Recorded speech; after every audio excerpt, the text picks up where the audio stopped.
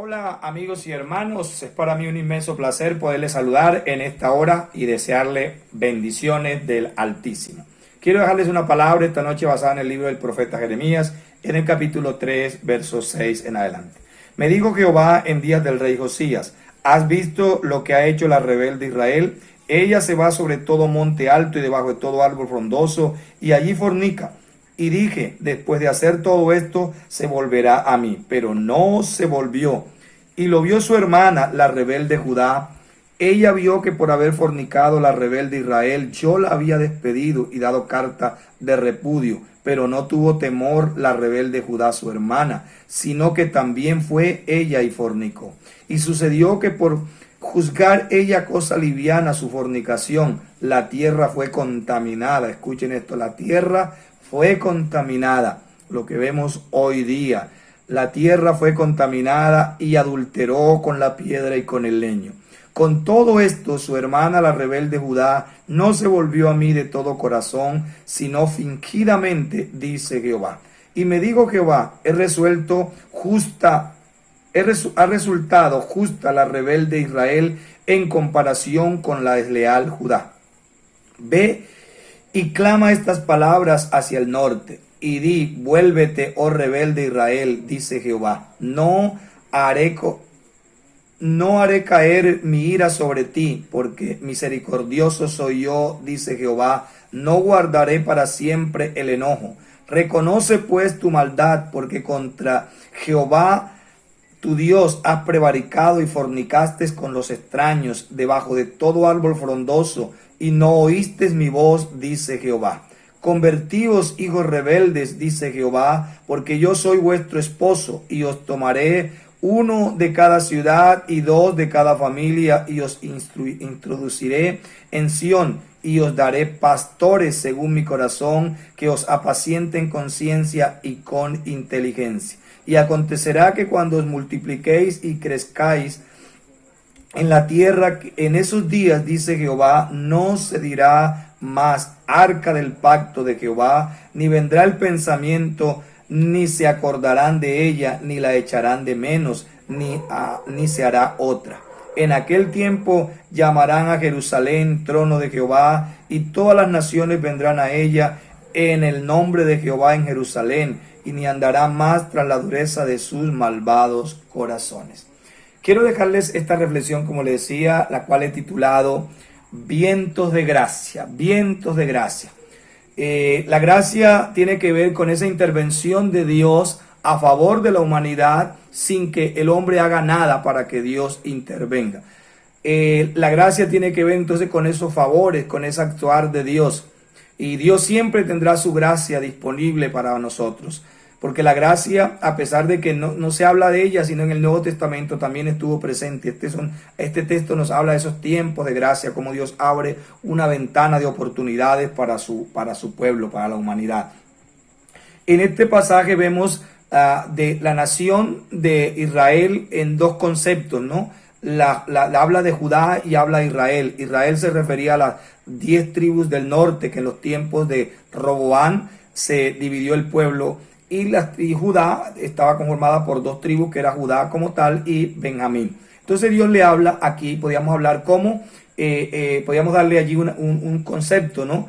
Los vientos de gracia soplarán, indistintamente de la condición y de la situación en que vive el hombre. Ahora, depende del hombre si acepta o no acepta acogerse a esa gracia, pero de parte de Dios la gracia está dada, la gracia está presente. Y aquí, a grosso modo, mirando así, habla de Israel como la rebelde, la obstinada, la que pecó, dice que abrazó y fornicó con sus ídolos.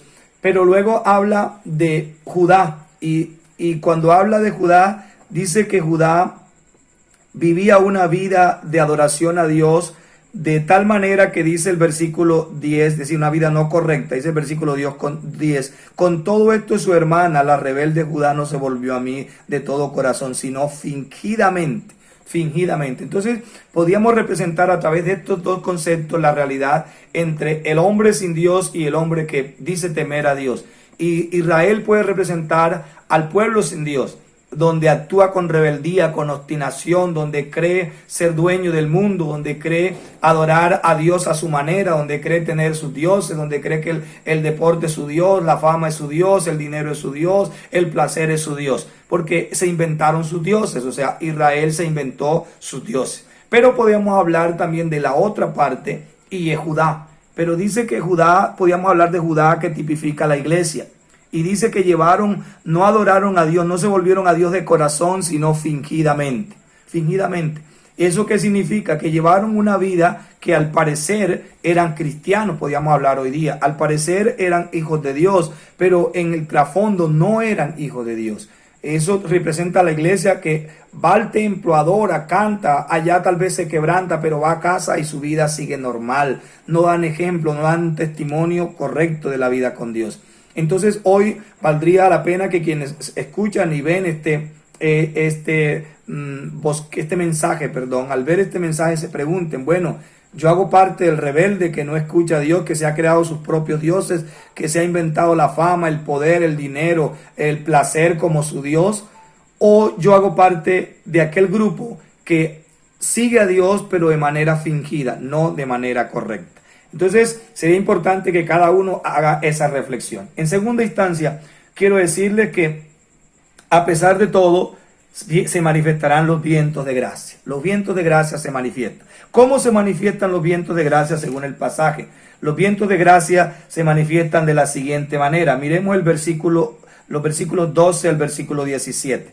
Y en el versículo 12 dice, ve y clama estas palabras hacia el norte y di, vuélvete otra vez hacia mí. Entonces los vientos de gracia se manifiestan a través de un llamado a volverse a Dios, un llamado a volverse a Dios. Hoy Dios está llamando a la humanidad a volverse a Dios.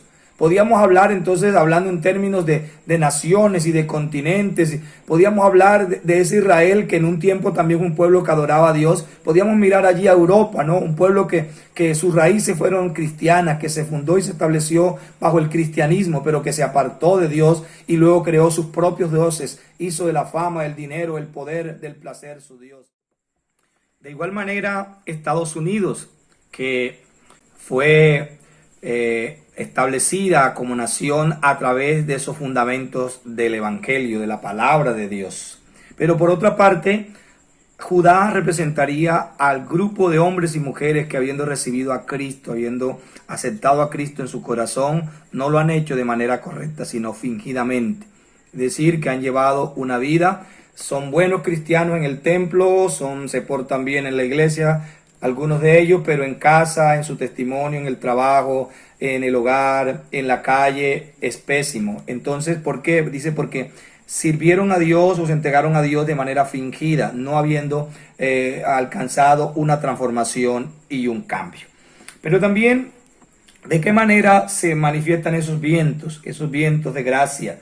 Esos vientos de gracia se dan también deteniendo la sentencia. Dios detiene la sentencia. Mire, y Dios ha dicho que al mundo entero que Él, si no nos arrepentimos, si no cambiamos, Él hará un juicio. Y aquí le ha dicho el pueblo, pero mire cómo Dios cambia en el versículo 12. Y ese es el corazón del Dios a quien nosotros adoramos y a quien nosotros le buscamos. Y Él dice, no haré caer mi ira sobre ti, porque misericordioso soy yo, dice Jehová, no guardaré para siempre el enojo. Entonces los vientos de gracia, escúchenme todos los que están atentos a este mensaje, los tiempos de gracia, Dios los manifiesta deteniendo la sentencia. Hay una sentencia para la humanidad. Dice que Dios en su gracia, Dios en su amor detiene los juicios de Él para que no afecten a la humanidad. Y aquí le está diciendo, yo detendré mi ira, yo no haré recaer mi ira, aunque hay momentos en que la ira de Dios cae sobre la humanidad y el hombre por causa de sus pecados vive las consecuencias de sus propios errores. Pero en tercera instancia, los vientos de gracia se manifiestan estableciendo requisitos. Dios le dice al pueblo que hay requisitos para Él. Si bien es cierto, Él quiere darle su gracia, quiere manifestarle su gracia, hay unos requisitos. Y dice el versículo 13, reconoce pues tu maldad, porque contra Jehová tu Dios has prevaricado y fornicaste con los extraños debajo de todo árbol frondoso y no oíste la voz de Jehová. Dios quiere que nosotros nos arrepintamos. Dios está estableciendo unos requisitos y el requisito para que la gracia de Él se haga manifiesta, si bien es cierto, la gracia es el don inmerecido, es el favor de Dios, pero el favor de Dios para en cuanto a la salvación, ¿no? En cuanto a la salvación, no va separada de la determinación del hombre de cambiar, de la determinación del hombre de arrepentirse. O sea, no esperemos gracia en cuanto a la salvación. En cuanto a la salvación, la gracia de Dios no se manifestará si el hombre también no toma la... Es decir, de parte de Dios se manifiesta para cobijarnos en su amor, pero de parte de nosotros tenemos que tomar la decisión de dejar que Él nos abrace y nosotros cambiar y buscar una modificación de nuestra vida. Y en última instancia, también esa gracia se fija estableciendo promesas. Dios establece unas promesas del versículo 14 al 17. Algunas de ellas yo las voy a citar. Una de ellas dice el versículo 14 de la siguiente manera. Dice, convertíos hijos rebeldes, dice Jehová, porque yo soy vuestro esposo y os tomaré uno de cada ciudad y dos de cada familia y os introduciré en Sion. Entonces dice, mire, así sea uno de cada ciudad yo salvaré. Allí Él está estableciendo esa gracia. Dice, hay un llamado y el llamado, el que lo reciba, pues recibirá los beneficios también. Pero dice, así sea uno de cada ciudad y dos de cada familia. Así que no importa que tu familia no crea en Dios. Si tú hoy recibes este mensaje y abres tu corazón, Dios dice uno. No importa que tu ciudad y tu país no sean ateos. Dios dice uno. Rescataré así sea uno de cada ciudad y dos de cada familia. Y eso Él lo está haciendo. Es una promesa que Él, y yo quiero que hoy tú recibas esa promesa y digas, esa promesa es para mí. Yo seré ese uno de mi ciudad, ese uno de mi pueblo. Yo seré dos de mi familia, seré uno de esos dos de mi familia que me acogeré a ese llamado. Pero también Dios les promete que les va a dar pastores, que los pastoreen. Pastores de acuerdo a su corazón. Dios va a levantar, tal vez después de esta crisis, va a levantar hombres y mujeres que pastoreen a su pueblo con amor, con gracia, con ciencia, con conocimiento. Así que a todos los que me escuchan este mensaje, los vientos de gracia están soplando, aún en la crisis, aún en la adversidad. Dios te ama y los vientos de gracia están soplando. Recibe hoy ese viento fresco. Dios te ama. Bendiciones.